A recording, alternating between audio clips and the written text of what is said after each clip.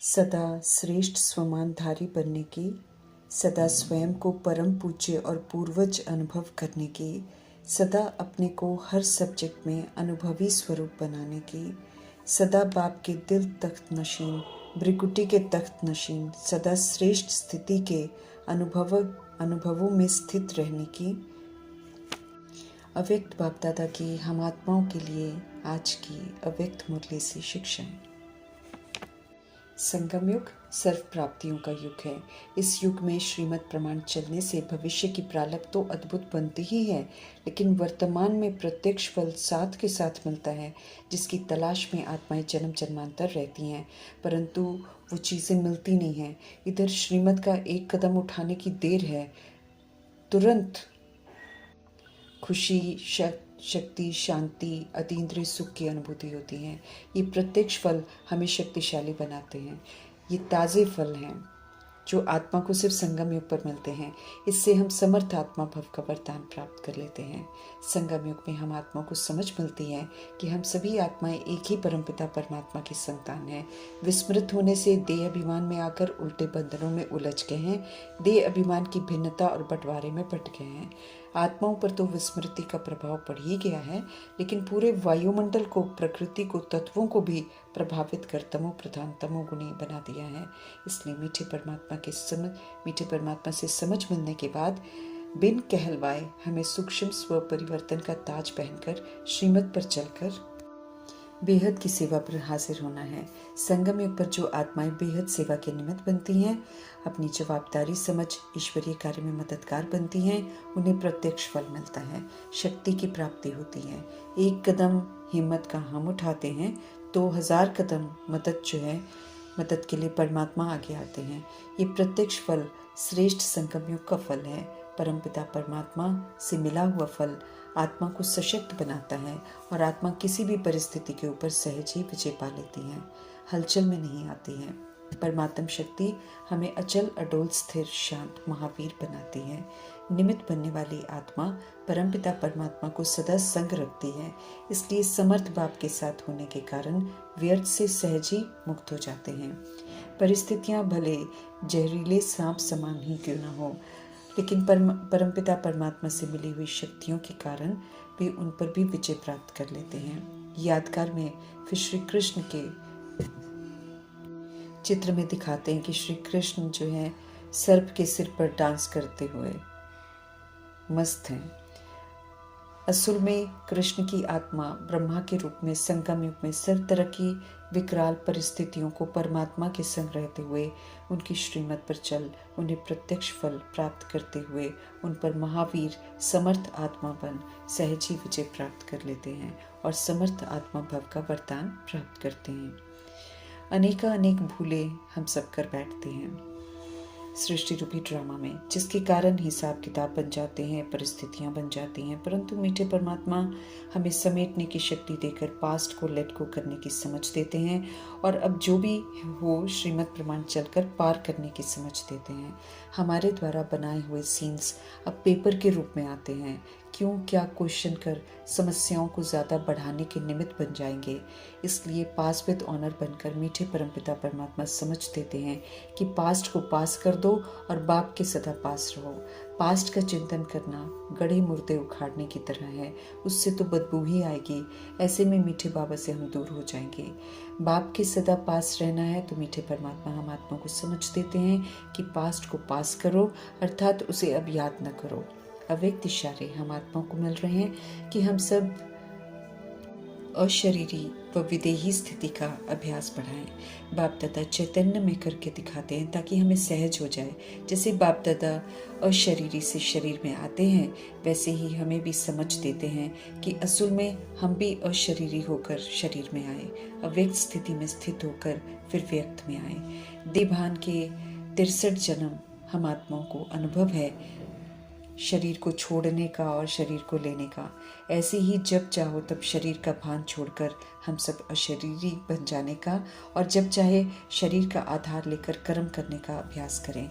अब समय आ गया है कि हम सब रियलाइज करें कि ये जो स्थूल शरीर रूपी चोला है ये अलग है और शरीर को धारण करने वाली मैं आत्मा बिल्कुल अलग हूँ।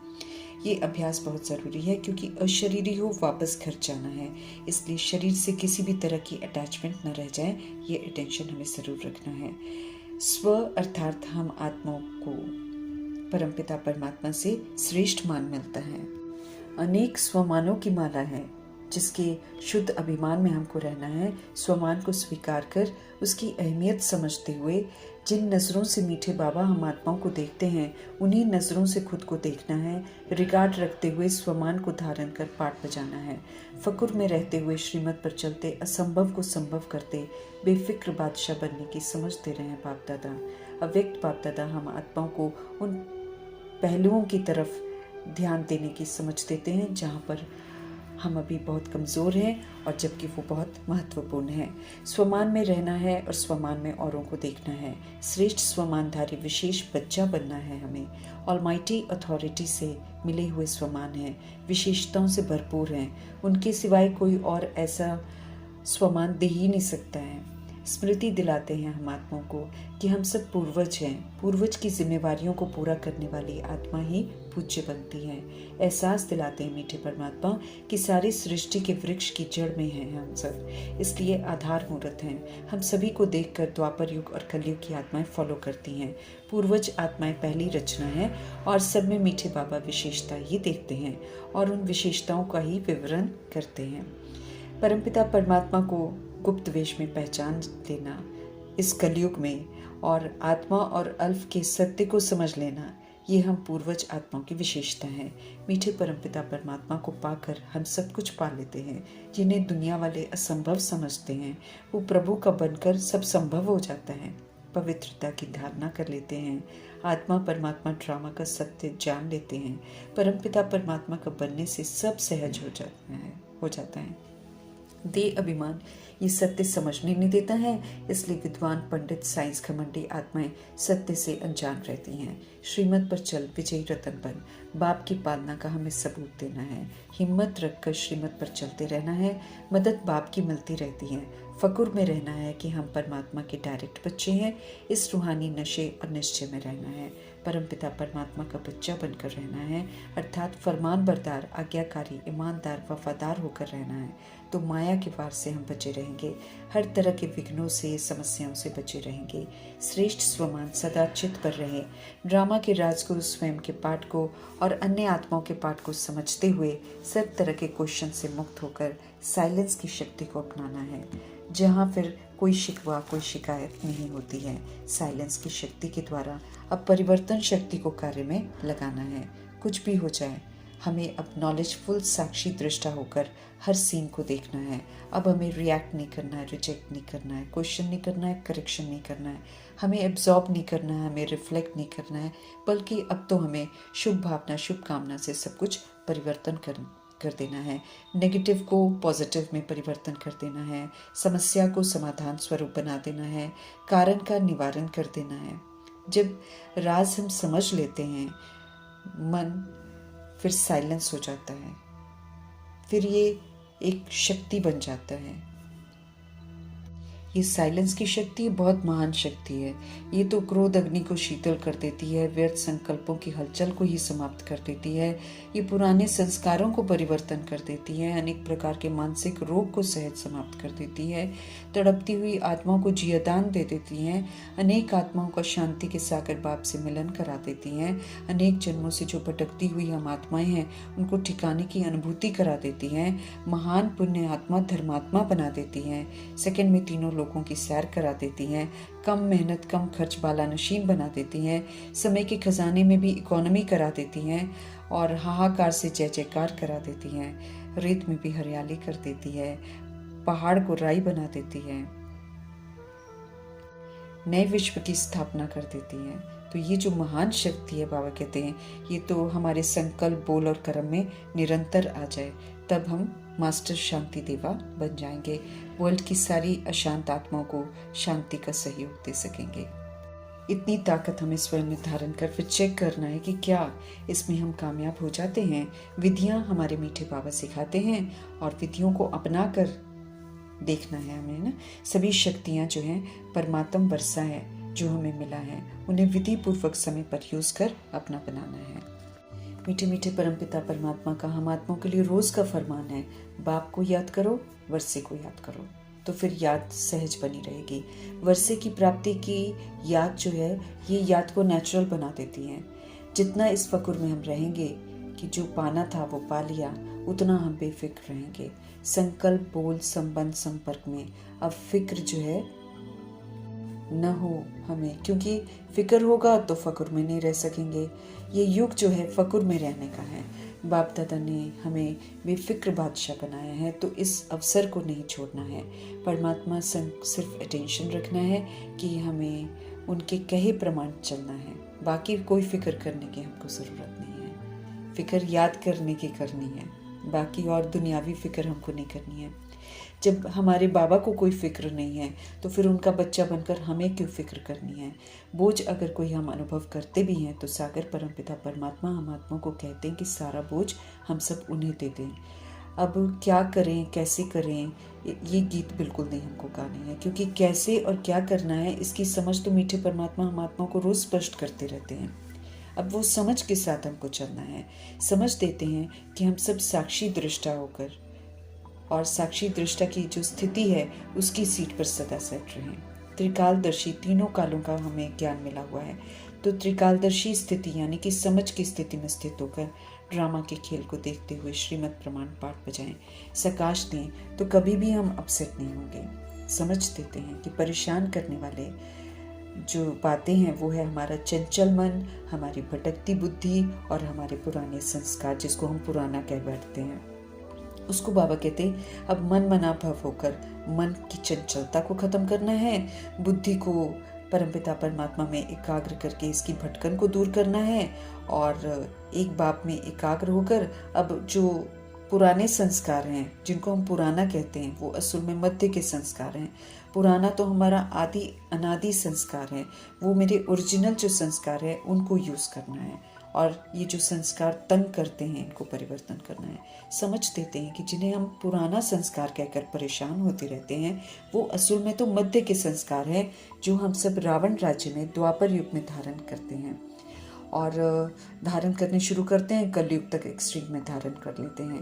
ओरिजिनल तो बाबा कहते हैं संगम युग के संस्कार, अनादि आदि संस्कार हमारे हैं। समझ देते हैं कि जब तक पुराने संस्कारों को अपना संस्कार हम कहते रहेंगे तब तक तो उनसे छुटकारा मिलेगा ही नहीं, वो तो घर बनाकर मन बुद्धि में बैठ जाते हैं। वो तो असल में शूद्र जीवन के संस्कार हैं जिसको मेरा कह रहे हैं। अब ये शूद्र जीवन के संस्कारों को मेरा कहना छोड़कर हमें ब्राह्मण जीवन के संस्कारों को मेरा कहते हुए उन्हें यूज कर इमर्ज करना है। ब्राह्मण जीवन में मीठे परमपिता परमात्मा अनादि आदि संस्कारों की स्मृति दिलाकर उन्हें यूज करने की समझ देते हैं। असल में ये श्रेष्ठ संस्कार हमारे पुराने संस्कार हैं।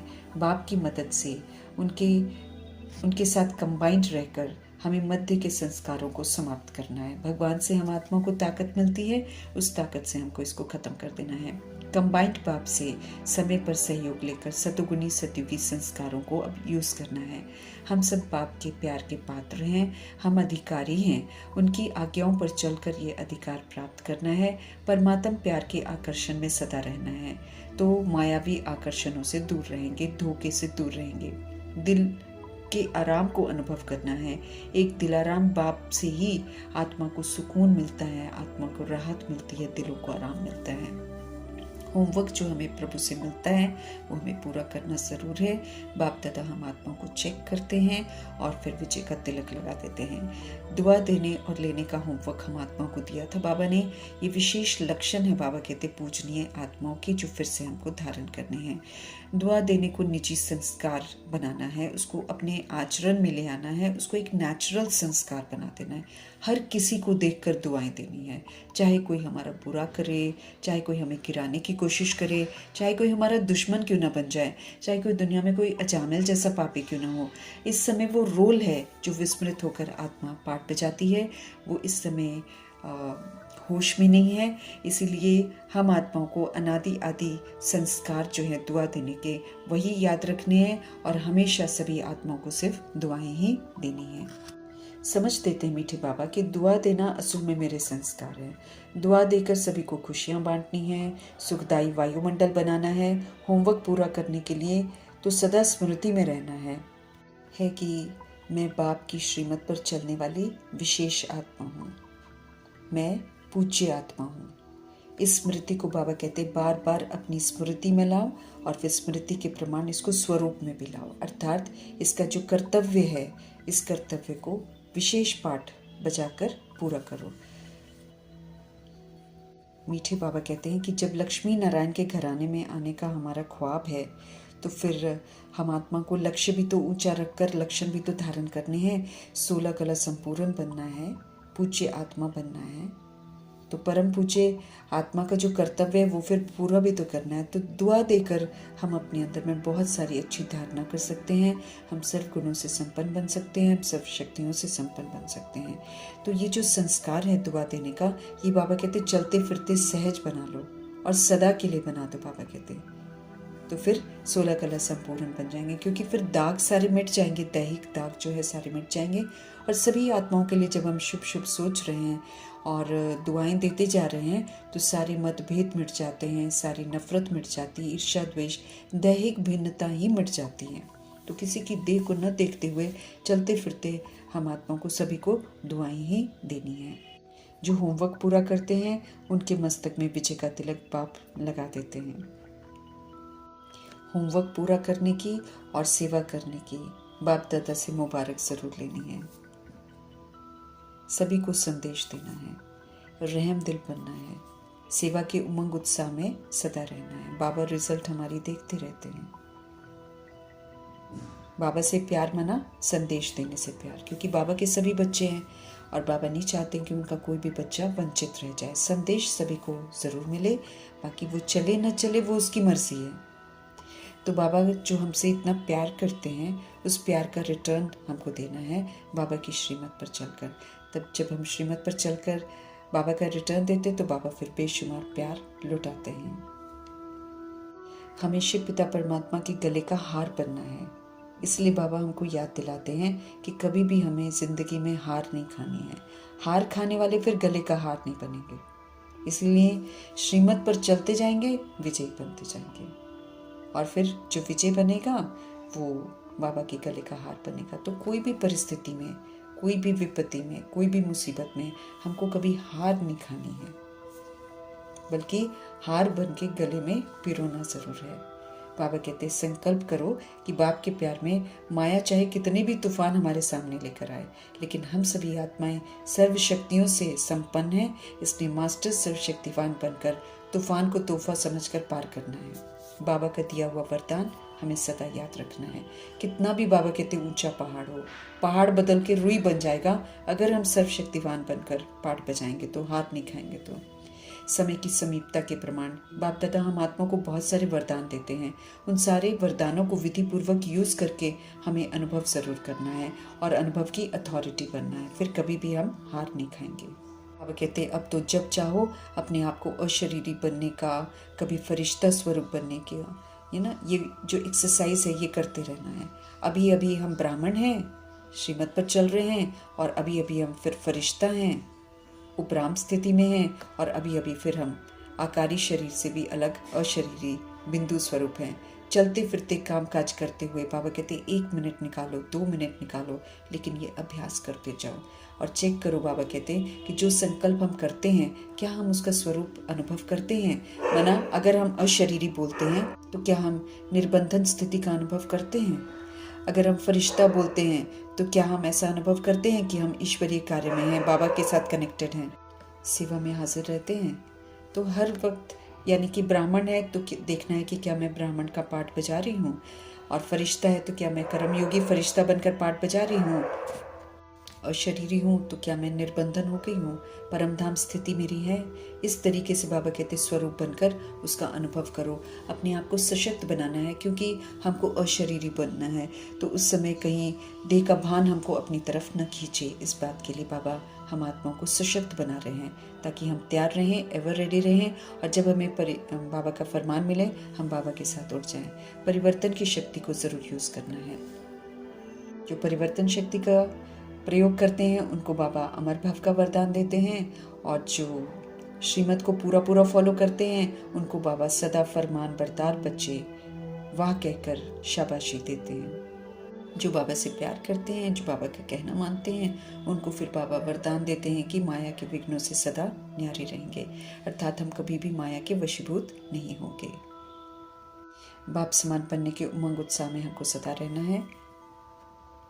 अब हमें गे नहीं करना है, बल्कि हमको श्रीमत पर पूरा चलकर उसको अमल में लाकर हमको बाप समान बनना ही है, फॉलो फादर करना है, और एकदम पक्का चार्ट लिखकर बाबा के हवाले ज़रूर करना है। बहुत लंबा चौड़ा नहीं, बाबा हम आत्मा को बोलते हैं अगर हम कर पाते हैं तो हमको ओके लिखना है, और अगर कहीं कुछ खामी होती है तो एक लाइन डालनी है, और आगे के लिए उमंग उत्साह से वो जो कमी है उसको ख़त्म करना है, और बाप समान बनने का हमको सबूत देना है। सन शोज फादर करने का टाइम आ गया है, इसलिए बाबा हम आत्मा को ध्यान खिंचवाते हैं कि हम सभी स्वमानधारी बने और श्रीमत पर एक्यूरेसी से चलकर इसका सबूत दें। अविक बाप दादाजी का धन्यवाद।